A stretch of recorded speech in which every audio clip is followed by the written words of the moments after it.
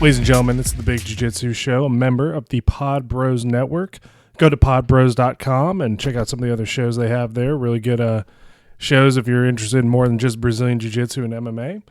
I'm Rob the Lord Humongous, and today I am joined by Tom Deblass, probably one of the more recognized Brazilian Jiu-Jitsu competitors, coaches, and MMA fighters. So, Tom, thanks for being on the show. Thanks for having me, man. Thank you so much. This is kind of a trip to have you on here. You've had like a really big social media presence, it seems. Like every day I see something from you online. Like, is that something you just kind of consciously do or subconsciously do? Yeah, it's like it's funny. After I won the Worlds in November, I started like really focusing more on like, I've always put out positivity and stuff, but I started like doing some technique videos more, and I started actually making videos where I'm talking rather than just writing statuses. And my good buddy, Todd Schaefer, he writes for Jiu-Jitsu Times, and he and I put together some articles, like it's he and I together actually on the articles, like we collaborate. And it seems that people really like the articles, and then even more so the videos that I put out and just post out personally, like people really like it. And I think because it's coming from I'm really reaching out and trying to touch the everyday person that trains. I say often there's world-class competitors, right? And then there's people who are world-class at motivating, but it's rare that you bring a world-class competitor and a world-class motivator into the same person, and I'm trying to do that.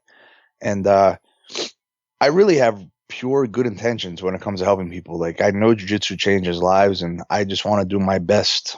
Like yesterday, someone commented on a post on a video that I made, and I screenshotted his comment, and I posted it as a picture, and he got like 400 or something likes, and he's just a white belt, middle-aged guy that's training. He wasn't expecting that. But I got love for everybody, man. Like, I find inspiration in your everyday hardworking jiu-jitsu practitioner, your blue belts, your purple belts. And I think people appreciate that, and I don't hide any techniques, like my thing is no such thing as hiding techniques anymore. Like, be so good that you don't have to hide nothing. If I can't do it on somebody that knows what I'm going to do, I'm not good enough to get it, So I think lately things have just went a little viral, and people are kind of looking to me more and more for inspiration, which I welcome that. Anybody I could help, man, I'm all about it. No, it's outstanding, because I do know what you were talking about, because it hit me too. Because like on the podcast, we try to focus on, like you said, everyday people. Those are the guys that really help make jiu-jitsu what it is. And the one where you said, it was the one you said something like, if you're going to roll for competition, give it to the guy who's there for competition. Don't kill the guy that's there because, he wants to do it and he's a 9-to-5 guy and just wants to, do jiu-jitsu, which was something that, a lot of people don't embrace, but I think it's a really good attitude to have for training. 100%. And, I think that's, I think people need to understand that, I mean, everybody can't be a world-class competitor, and their goal should not be to be a world-class competitor, and they shouldn't be trying to keep up with world-class competitors, they should really, and people need to understand that, they bring inspiration to the mats as well. Like your everyday so-called average jiu-jitsu practitioner may be a world-class carpenter, a world-class plumber, a world-class painter, a doctor, so there's really no such thing as average. Like, everybody has their skill that's so important, and I think jiu-jitsu is one of the only places in the world that brings that together, and that's just incredible. No, it is, because I what I like about it is that it has all these walks of life. Like, if I can even talk, I had like 3 or 4 cups of coffee before this. I'm all over the place. Okay. But no, it's something that a lot of people, I guess, kind of don't realize, is that it isn't just, every school isn't about killing people, winning competitions. Like, there are people there who just want to do it. Like, they just want to learn jiu-jitsu and accomplish, like, hey, I want to get a blue belt. Hey, I want to get a purple belt. Hopefully they stick around longer than that, but kind of proving to themselves that they can do something. That's why I see Yeah, there's like something amazing with jiu-jitsu. that's the thing. And I think ultimately the black belt, of course, should be everybody's main goal. And the thing is like people, when they first start, they look at some of the black belts and some of the black, like if you look at some of the black belts that are like, associated with me and in my academy, like myself, Ricardo Almeida, Dante Rivera, Gary Tonon, Gordon Ryan. So you're putting all, Henzo Gracie. So they look at black belts and they think all black belts have to be this, but it's not true. You don't have to be a competitor to be a black belt, like you just have to work really hard, and it's so worth it, man. No, and that's something I think, like, not now, but I think a lot of people do or have been losing sight of. Like, when I started, I was like, I don't want to be a world champion. I want to learn it because I'm getting my ass beat by this dude who knows it. So I need to learn. I need to learn it. Of course, man. And that's truly what it's about. What got you started into jiu-jitsu? Like, how did you find it, and what made you want to continue doing it? I was actually a really competitive long jump. I was much smaller. I was one of the best in the state in the long jump in track and field in high school, and I tore all the ligaments in my ankle in college, so I couldn't jump anymore. But I needed to compete, and I was like an aggressive kid, but never a bully. Like I never looked for trouble. I would just never back down, and I would always stick up for people getting bullied, So I'd always look for, man, like I didn't have it in me to walk away. I had that aggression in me. Been through a lot in my life, and I needed to just channel that. I needed something to focus on. I have a very addictive personality, so I'm addicted to jiu-jitsu 100%. If I wasn't addicted to jiu-jitsu, I don't know what I'd be addicted to. So I found jiu-jitsu like the only thing that like it could just challenge me every friggin' day, man, to where some people, they get discouraged with the challenge. Me, I'm like, holy shit, like how could I ever walk away from something that just constantly intrigues me and challenges me and forces me to think outside the box and make me a better person? Like this is a sport like no other, And I found that I was around 19 or 20. I found Kurt Pellegrino, and then I started training with Ricardo Almeida. Kurt moved to Florida. I stayed with Ricardo, and then, Ricardo awarded me all of my belts: blue belt, purple belt, brown, and black. I've been with him now for 14 years. Wow. At any point, though, did you ever just want to say, yeah, fuck it, I don't want to do this anymore? Or was it just that not obsession, like addiction to it? That just what kept you going? Addiction. I mean, I've had discouraging moments, I posted a status the other day about when I was a blue belt, I wanted to quit because I lost the competition. I was just so pissed.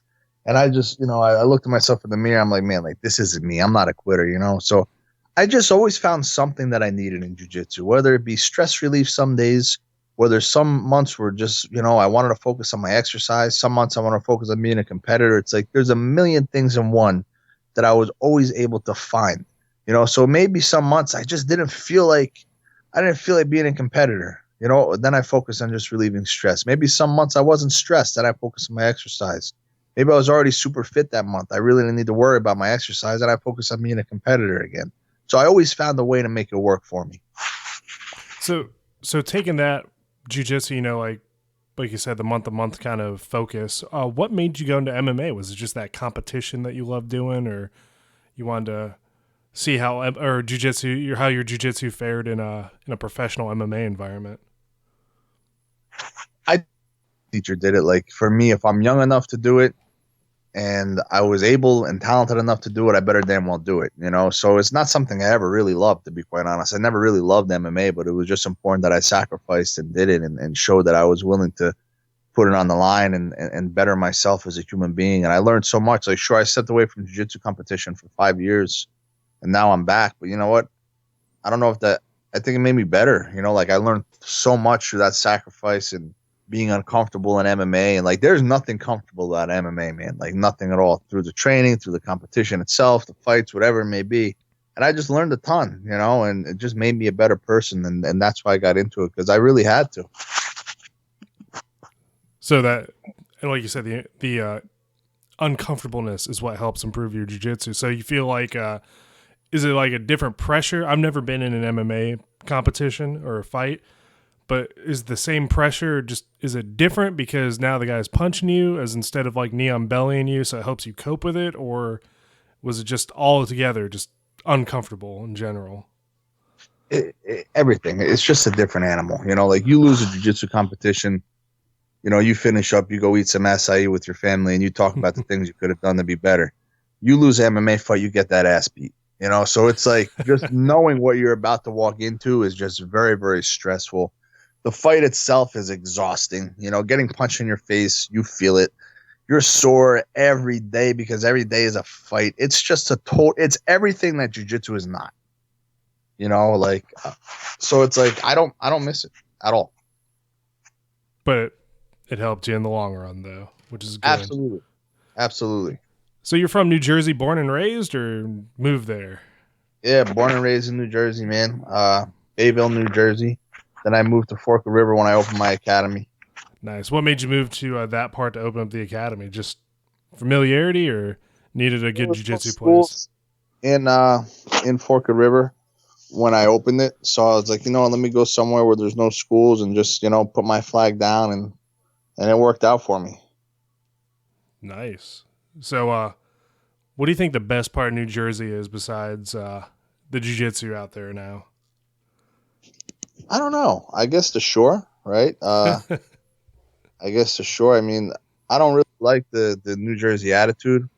You know, I think a lot of people are, you know, a little moody sometimes, and I'm not. That's really not my style. I'd rather people be nice. So whenever I go to other parts of the country, I find people are genuinely a little nicer.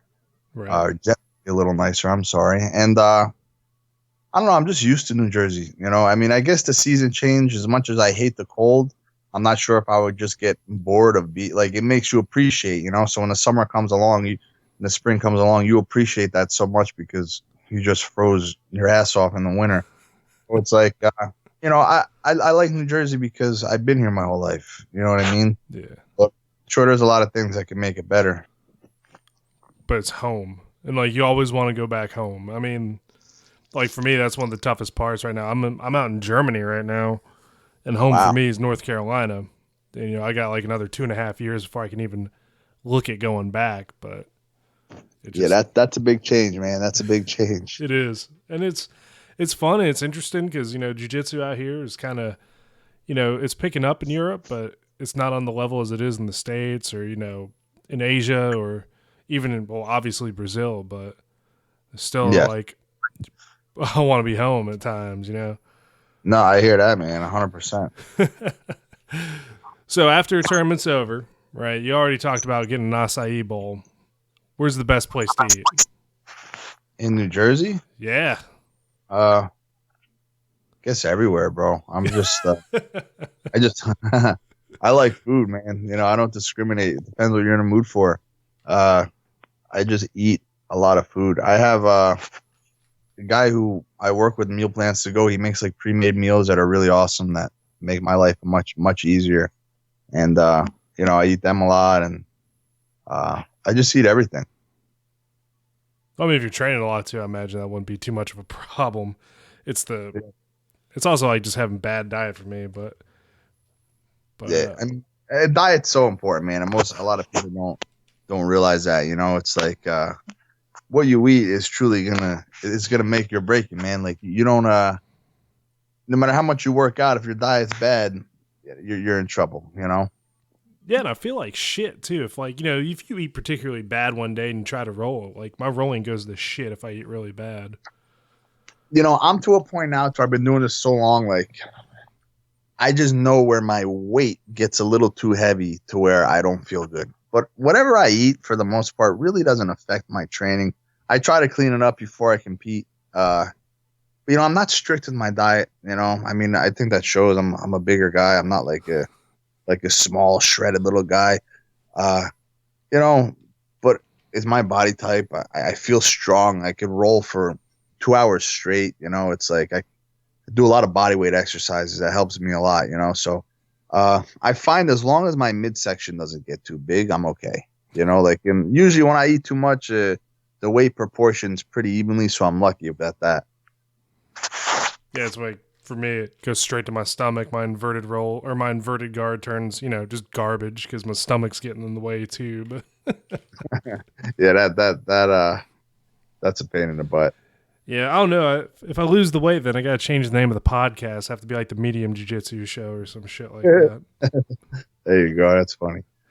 So, I know you had the last couple matches in Bellator. Like you said, you don't miss MMA at all. No plans to go back to it at all.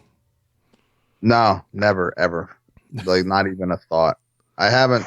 I haven't even boxed since like over a year.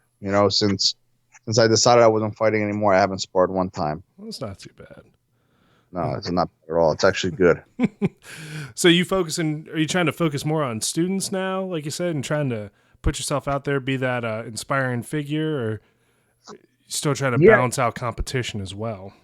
I think, of course, yeah, I'm definitely going to compete. I'm going to compete in the bigger tournaments, like, of course, Abu Dhabi, maybe the Worlds again, like the Pan Am's, not sure. But I mean, I probably 3 times a year I'll compete, at the most tour. Like I've competed so much over the last decade, it's like, but I mean, yeah, I'm definitely going to slow it down and just focus more and more on the bigger tournaments and focus on my school. I'm doing a lot of seminars this year that I'm setting up, and I like it. It's really a lot of fun. Yeah, and that class that picture you showed of you walking on the mats with your class, like you've got some pretty big classes going on. Yeah, that was actually a seminar promotion, so it was much bigger. But yeah, I do have some big classes, man. Absolutely. Do you find it difficult to teach in those big classes, like trying to give that individual attention, or do you just make sure you try to reach out and have some sort of connection with each student as the class goes on? Yeah, I mean, I know my students, man. I do a very good job at, balancing a lot of things in my life, and it's actually not too hard at all. I mean, I feel I have a personal connection to basically every single person who walks through my door, and I make myself available. And I have other instructors there. I have Jen Allen. She really helps with the women. Anthony Atari, Craig Izzo, Kyle Krieger, Scott Trout. I got some guys that are just like that really help me out and just do great things for the school, even if I'm not there. You know what I mean? So it's like we're running, we're moving, and everything's good. So one of probably your most well-known student, Gary Tonon, is getting ready for a pretty big match right now with Paul Harris, is he not? Yeah, he is, absolutely. Oh man, I'm actually pretty excited to see that. I'm hoping Gary kind of just holds on to his foot a little longer than he needs to, Just how's he feeling getting ready to get into this? Gary's Gary, he's always confident, he's always training. He doesn't have to change too much as far as training intensity, but they change up game plans and such. But should be training this week actually. He's in the city often, every day basically he's in the city with John Danaher and those guys. But he has some big freaks down by my school, me, Carlos Solis, that are going to be ripping on his feet a little bit to help get him ready.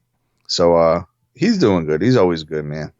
It's good to hear. Yeah, as soon as they announced it, I'm like, please, for the love of God, let Gary just hold on to this dude's leg for a little longer than he needs to let him kind of panic a bit.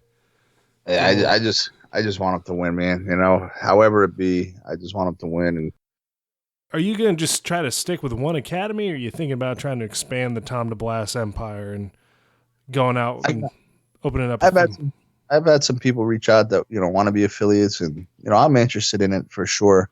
I'd like to open more schools, but like I have to have the manpower to do it. Like I'm not going to do anything half-assed. I'm going to make sure when I do it, it's going to be successful. So at this point, like I can't open an academy within like the next 6 months or anything, just because we're not prepared to do so. So going into anything unprepared for me is just silly. I don't like to walk into something with, already like kind of failing. And that's what I think going into anything unprepared is. I want to do my best. So when I do it, if it fails, it's just, I didn't like to say fail. I can't even comprehend that. So not ready quite yet, but eventually I think we will be for sure. Hey. I don't think I mentioned my instructor, Kyle Krieger. He's also awesome. I don't know if I said him or not, but he's amazing. He's like 21. Like he's just like an amazing kid, man. I love that kid so much. No, you did mention him a little bit talking about with Gary training, but it's a lot of people. I feel like there's a kind of like a feeling like they have to expand real quick. Like you said, like nobody's trying to focus on themselves or trying to, keep up with other people. So, I mean, that's really encouraging to hear that you just want to, like, you're not trying to go in half-assed, like you said. Oh, no, absolutely not. Yeah, and that's, like I said, a lot of things you see are people trying to rush it, and then it fails. Like, there's some companies out there that aren't there anymore because they tried to really throw the money down hard, half-ass it, and now they're gone. Yeah, that's for sure, man. And sad to see, It is. So before we start wrapping up this interview, Tom, could you share with us probably one of your more entertaining jiu-jitsu stories? Oh gosh. In what way? I mean, every day is entertaining. I mean, there's some things I can't even say. I mean, there's just so many amazing moments. I mean, I guess the funny one or entertaining one that I'll use is the one that people have heard before, and I'll get my side. Okay. Usually, when Gary was like 15, he was training, and he was very reluctant to listen. Kind of all over the place, and I was much different. I was younger. I was like 24, and I showed a triangle escape, and he's like, "Well, I don't think you should do it that way." He's a white belt. I'm like, "Oh, you little prick! You don't think you should do it that way? Okay, come show me how you should do it." So we trained, and I just like trained with him like rough as hell, man. And it ended up being like an hour straight, and I kicked his ass, Yeah. And he didn't quit one time. I tapped him, but he never once asked to stop. And that's when I realized Gary was something special. Like he had that grit, man. He had that heart, and he wanted it. And ever since that day, I never treated Gary like I treated everyone else. I always was tougher on him, and I always was in his ear saying certain things, reminding him that he could be the greatest. And that was just a funny story that I absolutely dismantled him. And he tried, he says that it could have been child abuse if it was on film, and possibly it could have, but it was for a good reason, and it worked out okay. Yeah, I think in the end it turned out just fine. It was a martial arts school, whatever. I mean, as long as you're not like hold him up and punch him in the stomach or anything. No, there was no punches and no striking. None of that. I mean, listen, man, I've taken more ass whoopings training than I've given, and I've given a lot of ass whoopings. But coming up through the ranks, man, like I've, I got a lot of butt kickings. Nothing wrong with that. Butt kicking always gives you a little bit of character and makes you appreciate stuff. That's for sure. Absolutely, man, for sure. All right, Tom. So before we wrap it up, would you like to give a shout out to anybody, sponsors, teammates, schools, whatever? The floor is yours. Just Ocean County Jiu-Jitsu, man. Love you guys, and let's keep going to the top. Let's keep building it. And everybody around the world, if you're listening, just train hard, man. Have faith, belief, and have fun with it. That's it. Sweet. Tom, you know what? This is probably one of the interviews I'm very excited for. Wanted to get you on the show, and thankfully we could. So really do appreciate you coming on, giving some insight, talking about jiu-jitsu, and you especially talking about, the everyday man in jiu-jitsu. That's something we try to focus on as well. So we really do appreciate it. I really appreciate you guys having me, man. Have a great day. You too. So, ladies and gentlemen, once again, this has been the Big Jiu-Jitsu Show. I'm Rob the Lord Humongous. Visit our webpage, bigjujitsu.com. Click on the Amazon banner at the top if you want to buy something crazy. Like, I don't give a shit what you buy. Just buy something. It'll help us out. You're not going to have to pay anything extra. But you make it so my wife won't divorce me because I've run up our credit card bill. Also, you can buy a Big Jiu-Jitsu shirt, and don't forget to go to podbros.com, check out the podcast network that we're a part of, and we will see you all next week.